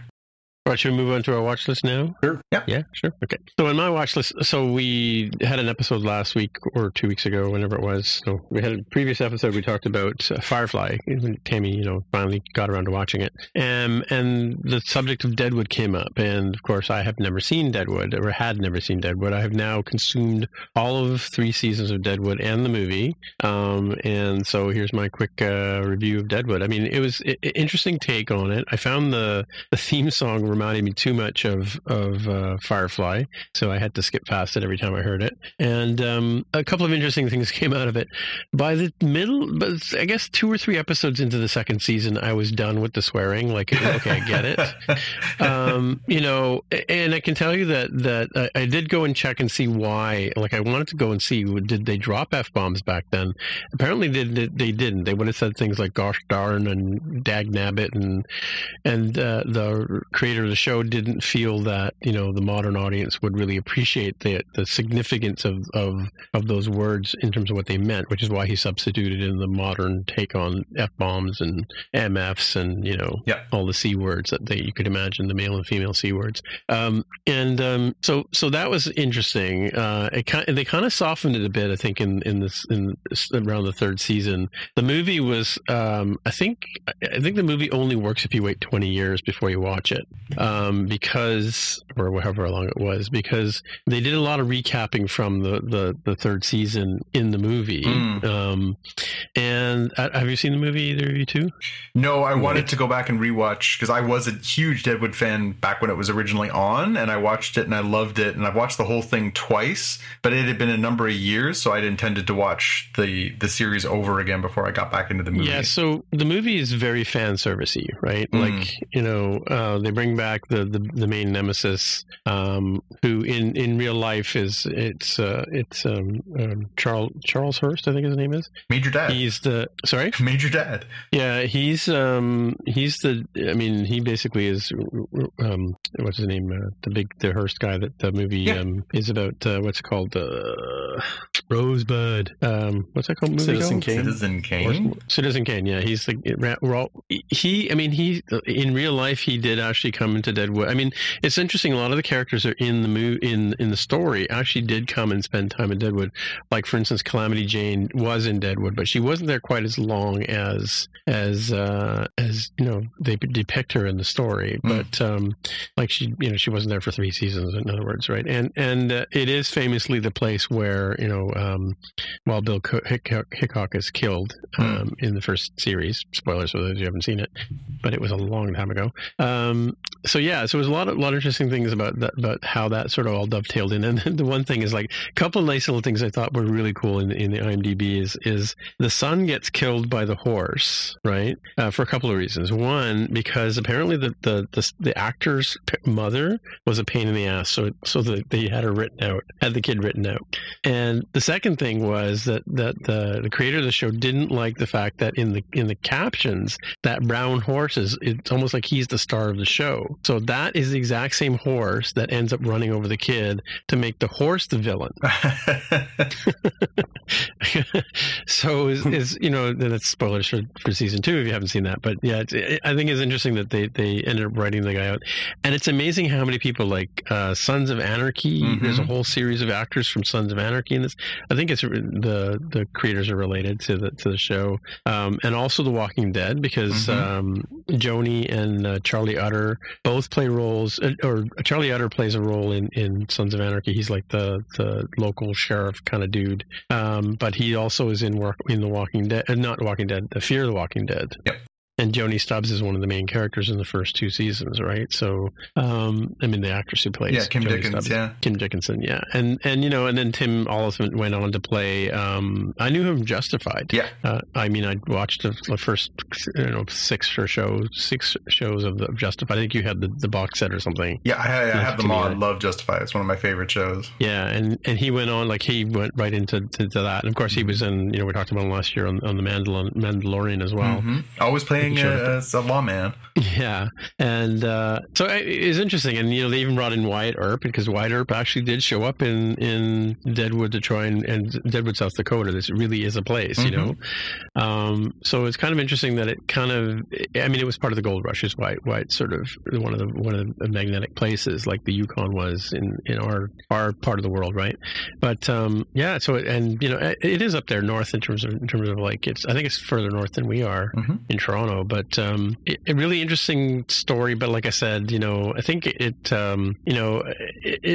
a bit like a sort of fictional literature, I guess. Where you have a story like it's based on actual historical events, but they kind of play with them a bit. It gets a little tiring, like I said. I'm not sure. I forgot. I think I did look up the reason why it was canceled, but can't remember what it was. But yeah, I could see why it got canceled too, right? Because it does get a little tiring in some senses, right? But I get it, but the issue was always that it ends on a real sort of unresolved place. Like the bad guy basically wins at the end of season 3, and they're like, and there's no more episodes. See, because George Hurst is sort of this, all-encompassing politician bad guy, and he basically wins. He kills off one of the heroes, and he wins. Yeah. And then they're like, there's no more episodes. And so for the longest time, the people were just clamoring, like, please give us a more satisfying ending than this, because it came out in 2019. It wasn't that it was fairly recent the movie came out, right? So it was a long gap between the two things. Like a crazy long gap. 2002 or something like that. 2004 was when the first season came out, I think. Right. Like, it is a long time ago. You forgot to mention the best part of the show, which is Molly Parker, who Canadian girl. Canada's own Molly Parker. Yes. She's amazing. No. The girl that played Calamity Jane. Oh my God! I have to go back and look. Yeah. She actually did win an Emmy for that role or something. Yeah. She won something for that role. But she was great, and there's so many good. And so is Paula Malcolmson, the woman who plays Trixie. She was great. Did you know that Cy is actually Paula's father? No, in real life. Yeah. Interesting. Yeah. I mean, so many good performances in this show, and again, it is when you look back on it, you're like, oh, that person's also in here. Oh, that person's in here. Oh, that person's in here. It really is. And Woo Woo's hilarious. Oh yeah, we can't say what he said all the time, but yeah. But no, great show. You're rekindling my interest in going back and watching the whole thing. I just felt like it had been so long between my watches of it that I felt like I could use a recap. Yeah, for sure. My next pick is Solar Opposites, which I saw it and I kind of stumbled on it and thought, should I watch it? I was a little leery about watching it, but it's from the same people who make Rick and Morty, and it's the same voices too. So it's kind of like, there is a bit of time travel and there are a bit of spoilers there for folks, but it's about a couple of the planet blows up, Smurl or something like that, blows up. They put two people together, and they're in a relationship, but they're not male or female. they sort of have these male or female poles to the characters, and they each get a couple of replicants, which are basically their spawn, and a pupa, right? And they get sent down. They end up crashing on Earth, and they're on top of, and so like the whole, everybody in the school, the kids, two young kids go to school, and the principal hates them, and everybody hates them, and it's hilarious. But it's sort of like the couple, the main characters, the main dude is voiced by the same guy who does Rick's voice, and his partner's just like a real it's sort of almost like the Odd Couple animated in a sense. But yeah, they're always getting up to antics, and it's got that same sort of like, if you're missing Rick and Morty and you want to watch something till then, it's basically 1.5 seasons in. The first season's completely available on Disney Plus, and second season is coming out every Friday. There we go with the Fridays again. But yeah, it's the same sort of twisted, storytelling that you get in Rick and Morty. Not quite as sophisticated in a sense, but it definitely has some if like it stands up with that same sort of genre of storytelling, right? So pretty good, yeah. Cool. And it's airing here on Disney Plus through that Star edition that they added in here in Canada. It's a Hulu show in the States. Oh, is it? Okay. Yeah. All right. Made for Love. The same actress who was in Palm Springs, I believe, right? Palm Springs, yeah. Interesting story. It's got a sci-fi element to it, which is why it sort of fits into our show. But I think the ending, obviously they're setting up a second season, but the ending was a little on the nose kind of thing. But definitely worth a watch. It's interesting. Like it's about a woman who is she's married to the richest guy, like the almost Elon Musk type of guy, right? Bill Gates, Elon Musk. He's got technology or whatever, and he forces her to be his wife and keeps her in this virtual reality for 10 years.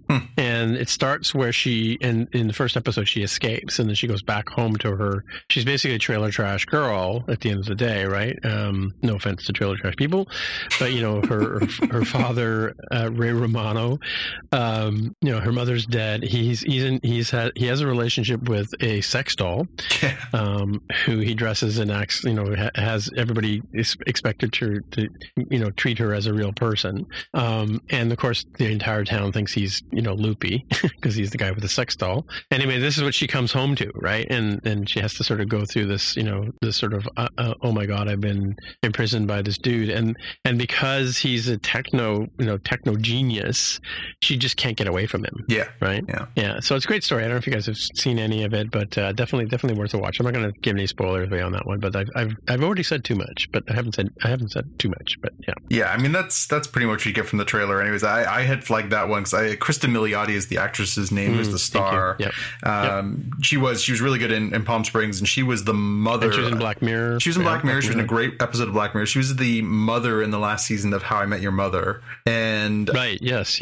She is a really talented singer and a really talented actress. So I really enjoy her anyway. So I had flagged that one as a to watch. So I'm glad that it's got the Tim stamp of approval, because I think that one's looks good. It's funny because I hope she's not going to get typecast into that kind of role, because it is a little bit like Palm Springs in a sense, right? But not quite as loopy, if you know what I'm saying. Somebody who looks sweet but is actually kind of bitter on the inside. Yeah, she's hard done by for sure. Anyway, all right. Well, that was back on the list. All right, now get your big bag of popcorn and your big gulp ready for Mortal Kombat. Yeah.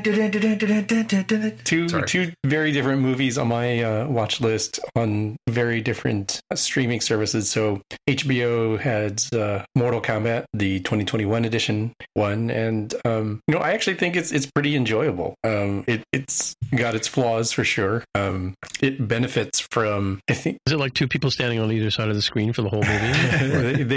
they don't quite do that, but they kind of get you there. So I think they do a decent job of bringing in characters. They don't try to overload it with too many characters, which can be a problem for something that as a property has as many characters as something like Mortal Kombat does. And it's kind of interesting that they sort of intentionally, from the basic premise of the movie, set up the fact that you kind of want a sequel, because the whole premise of the movie is, hey, this video game about a fighting tournament? So the main bad guys want to make it so the tournament never actually happens.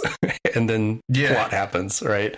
So it's got that. It's a little weird in that it introduces a completely original character, as far as I know. But I think that's so that they have the excuse of, oh, this is the audience surrogate. This is the person who has things explained to them. But it's got, I think, a decent amount of comedy. It's got good action. And how does it compare to the original Mortal Kombat movie? Kind of hard to judge. I need to watch that movie again with not teenager eyes and see how I feel as a much older adult about that. That one is near and dear for nostalgia reasons, if nothing else. But it's definitely a whole lot better than Mortal Kombat Annihilation, the sequel from the 90s. So I'd say check it out, especially if you've already been paying the monies for HBO Max. Yeah, it's another one where, you rip on us for our subsidized sci-fi, but the only way to watch Mortal Kombat here right now is to pay the $30 to rent it on PVOD. So that one's a bit of a bummer for us. It's not on Crave or whatever? It's not. So this was part of the sort of wave of things that were moved over from... Yeah, Godzilla is another one, right? Yeah, from Warner Brothers. They moved some stuff over to HBO Max this year to sort of give people some flexibility given the climate out there. And unfortunately, there was no equivalent thing done here in Canada, so we don't get any of that stuff up front. It all just sort of trickles through 6 months later. So I imagine sometime by like maybe fall we'll get that on our services. But right now, yeah, if you want to watch it, you have to pay a pretty penny for it. And I got to be honest, I just can't see committing $30 to Mortal Kombat. Yeah, I don't think I would have paid the $30 at $14.99 rental, which is how I've been viewing all of the Warner Brothers media for each month of HBO Max. I think it's worth it there. If you're not watching it alone, you watch with at least one other person. $30 is a pretty high hill to climb, I think. Yeah.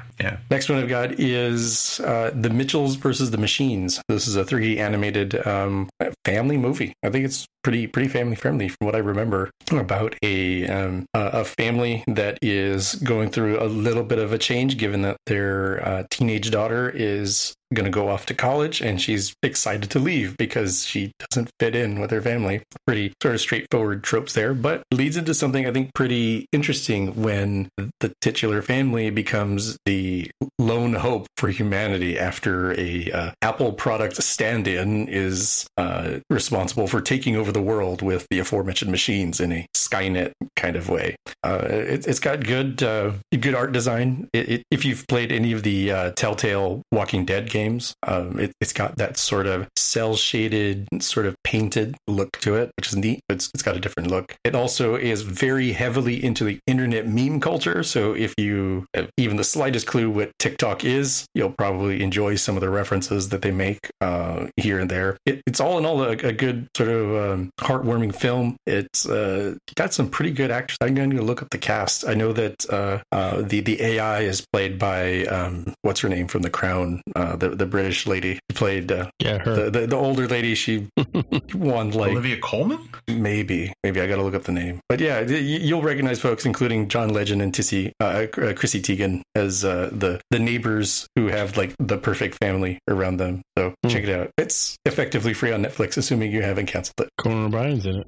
Yeah, Maya Rudolph plays the mother. I know that. I recognize that voice. Fred Armisen and Beck Bennett from SNL play a couple of robots. Oh yeah, it is Olivia Colman. Yeah, he plays Pal. Fred Armisen's in it. Beck Bennett. Danny McBride. Eric Andre. Maya Rudolph. Yeah, Olivia Colman is the actress. Blake Griffin? Yeah, I'm not sure. I mostly know Blake Griffin from his time in the Clippers, the basketball. So I don't actually know what he sounds like all that well. I'm not actually sure which character he was.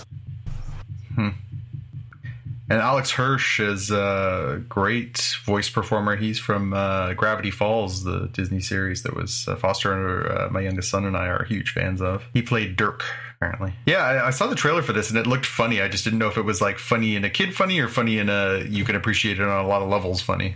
Yeah, I think it's a lot of levels.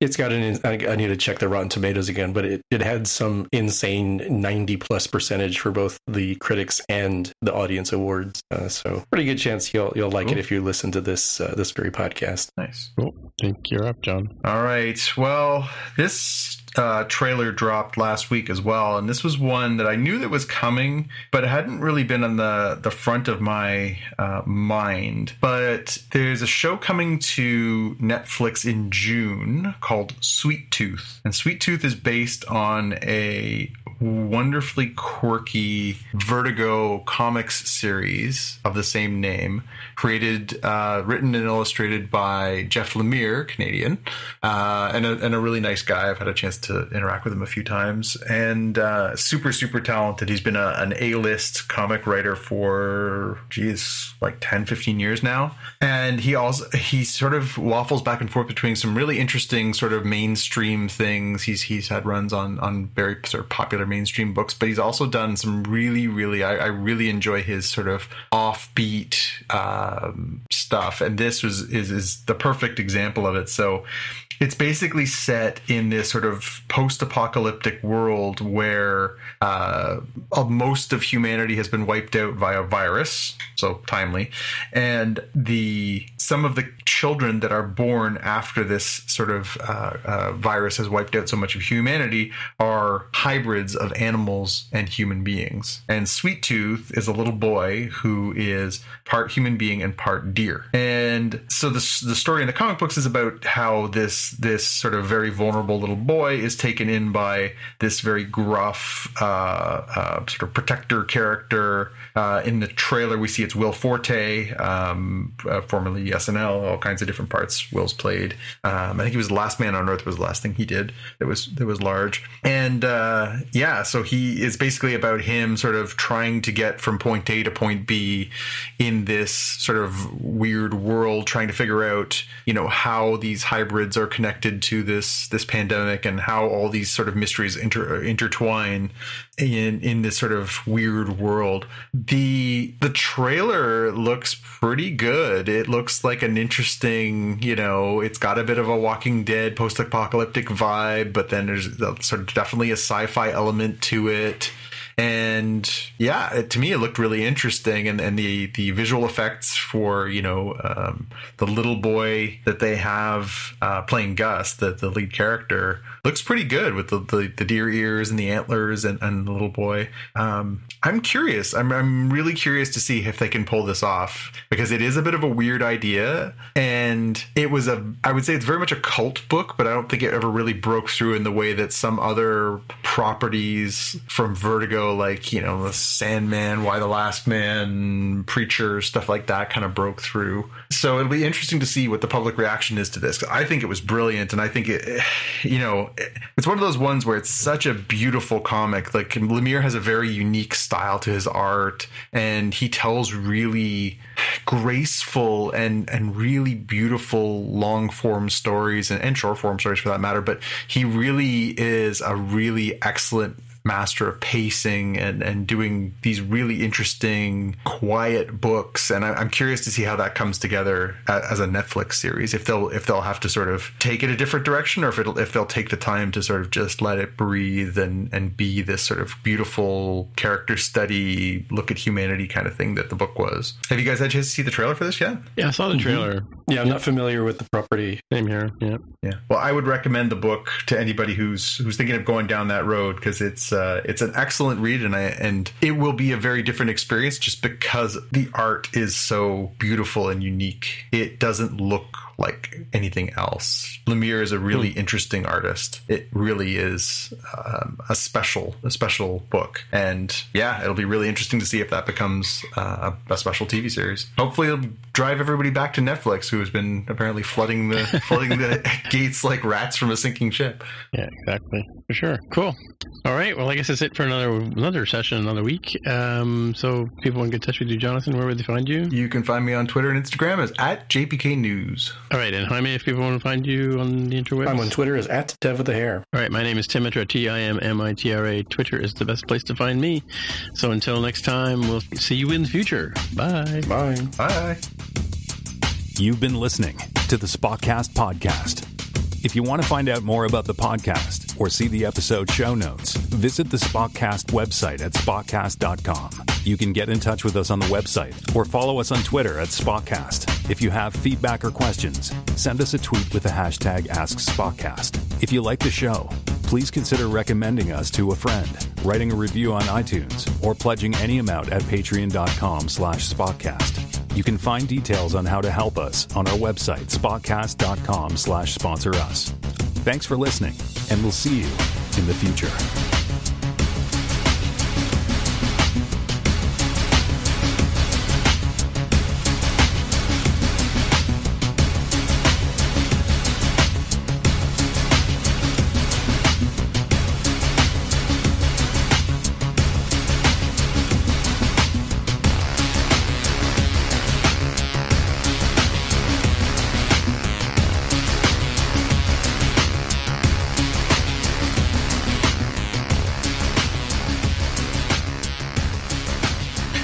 Took the advice I think you had given many episodes back, Tim, and watched Ted Lasso. Oh, yeah? Yeah. I loved it. I really did. Yeah? I thought it was really charming. I wasn't sure what to make of it because, I wasn't not necessarily enamored of, the sort of middle American going over premise, to England the whole bit. But damn, that show is charming. So many good characters, so much, it's funny, it's heartfelt, it's really good. It's really good. Mm-hmm. Mm-hmm. I was both surprised and not surprised to find that the series season 2 is coming in July, about 3 weeks after my free trial of Apple TV Plus ends. That seemed about right. Yeah, I will probably wait for all of Ted Lasso to be done and maybe watch some other thing like Servant or something before I would resubscribe, because my trial also ends inconveniently. I think I did the math, and I think I can see all of Mythic Quest Season 2 before it ends. And that'll be the last hurrah on my my freeloading moocher account that I have from buying my device more than a year ago. Same thing, yeah. I looked at it and I was just like, I wonder when my thing expires. Oh, it expires at the end of June. When does this come out? 3 weeks later. Yeah, that's about right. Oh, what expires? Your free Apple TV? Yeah, I got a free subscription to Apple TV Plus with my purchase of my iPhone 11, and so I've had that, and they've extended it a couple of times because I guess they wanted to make sure that they put enough quality material out there so that you had a chance to sort of get hooked. I was looking online the other day because that series that we talked about 2 weeks ago, or 3 weeks ago, where it was the Jupiter's Legacy, the one that came out on Netflix, that was based on a Mark Miller comic. I had seen that it came out last week, and I thought, oh yeah, I'll put that on my to watch list. And then I read the Hollywood Reporter review of it today, and oh my goodness, it was scathing. Like, really? They were just like, do not waste your time. I was like, ooh, wow, harsh. So I'm now a little bit on the fence. I don't like to be just swayed by like one review, so I might try to see if there's a few other opinions out there. But actually, I saw a couple of friends in the comic book community here in Canada who I'm social media friends with, and they were saying great book, not great show. So I'm disappointed that it sounds like it was not up to scratch. But I will reserve my judgment. I will not be perhaps swayed by what everybody else thinks. Maybe I'll still give it a shot, but it doesn't sound like it's being enjoyed very much right now. And I think I mentioned I watched Stowaway too, which is about a trip to Mars. And yeah, is that good? The trailer looks really good. You know, it could be better. Like the problem with it is it's almost like, you know, like would you send people to Mars without seatbelts? No. Yeah. So it has a whole lot of like okay, so things break down in the ship because they didn't bring any redundant resources with them. Hello, you're going to Mars for 2 years. You don't have backups. You know, no safety protocols. It's like there's a whole lot of things in this that are just, you know, yeah. It wants to be a great movie, or wants to be a great story, and the ending's a bit whatever. But yeah, it's you know, it just like so many things go wrong on the ship, and you're like, where's the backup? What thing that just broke? Like, why would you only send them to there with one of these? You know, ridiculous. Yeah, or not having the skills to fix things. You know, so that's too bad. I just looked at the Rotten Tomatoes for Jupiter's Legacy right now. It's at a solid 38%. Right. Oh, wow. I was going to say, is the Hollywood Reporter a good measure for? I actually enjoy. They have one critic in particular whose work I've come to enjoy. So I like his writing style, and I think he's a decent gauge. Again, I wouldn't say he's perfect in consensus, but he's a decent gauge for whether or not I might want to invest in something. Right. So next is Loki. Are you guys watching Bad Batch? Have you guys watched Bad Batch? Yes. I've only seen the first episode because, like a dummy, I thought it was on Tuesdays, so I need to go back and watch Friday's episode. What channel is it on for you? It's on Disney, right? Disney Plus, yeah. Yeah, but I don't have the notifications on or anything, which I guess maybe I should turn those on the iPhone app just so I know when to watch it on my TV. Yeah. Yeah, I still have not yet watched the last year's final season of Clone Wars, and I know that that's where they sort of springboard this. So I thought, I shouldn't dive into Bad Batch without watching that, and then it just becomes a snowball of like, well, what am I going to watch first and next and everything else? So I think I got to make a point of watching the last bit of Clone Wars and then this next, because it does look good. I've enjoyed what I've seen from the bits and bobs on TV, but I haven't dove in yet. Yeah, I still got to go back and finish off Clone Wars. I'm still like many seasons back. Yeah. Well, if it helps, well, and then it dovetails into Rebels too, right? So it's that commitment of like, so wait, there's 6 seasons of Clone Wars, and then there's 4 seasons of Rebels, and now they're into the Bad Batch. You're like, so it's 11 seasons of television. Great. Yeah, and this Bad Batch, I mean, the 5 or whatever guys, there is an episode of the Clone Wars where they're going through training, and these are the guys that I thought they were. Okay, right? So that's, I've seen that episode, the one where they're like, you know, they're doing the trials or whatever. Yep. Yeah. So they actually go through that again, I think in the first episode. But yeah, it's an interesting point in I think you know where it fits into the story, right? Like in terms of Star Wars greater history. Yeah, it's after Order 66, right? Yeah. So, it actually just starts just before the order's given, but yeah. If it helps you out, Jonathan, I've not seen I haven't seen any of Rebels, and I haven't seen the latter seasons of Clone Wars. I went into the premiere pretty much knowing what was going on. Like I'm sure I would have enjoyed more of the callbacks and etc. more if I had better clues on what the connections were, but I didn't feel like it was strictly necessary. I was like, all right, there's Rambo, there's Starscream, there's Wreck-It Ralph, like I could sort of see who the different characters are, and I was like, all right, it's enjoyable even if I didn't know any history of these characters. But it wasn't too bad as a premiere for somebody who's coming in without knowing them. Yeah. Well, again, it's not that I don't want to watch the other parts anyways. I may as well go and watch them in one fell swoop. The other series that I forgot to mention in the watch list is one, because I can't figure out where the hell it's going to be here in Canada. So there's a new series coming to Hulu later in May that's called Marvel's MODOK, and it stars Patton Oswalt in this sort of animated series about this weird Marvel villain who rides around in a floating chair and has this giant head, and he is it sort of looks like it's sort of this sort of humorous take on the villains of the Marvel universe, and it looks really funny, and I love Patton, and I thought, I totally want to watch that. It's a Hulu show in the States, So I don't know if it's going to show up on Star here on Disney Plus in Canada, but so far I can't find it listed anywhere as being on. So I don't know what, like, I really want to see this show, but I don't know where to turn. Yeah, that seems like it's one of the bigger problems. Like, certainly we've talked about the fracturing of the media across the different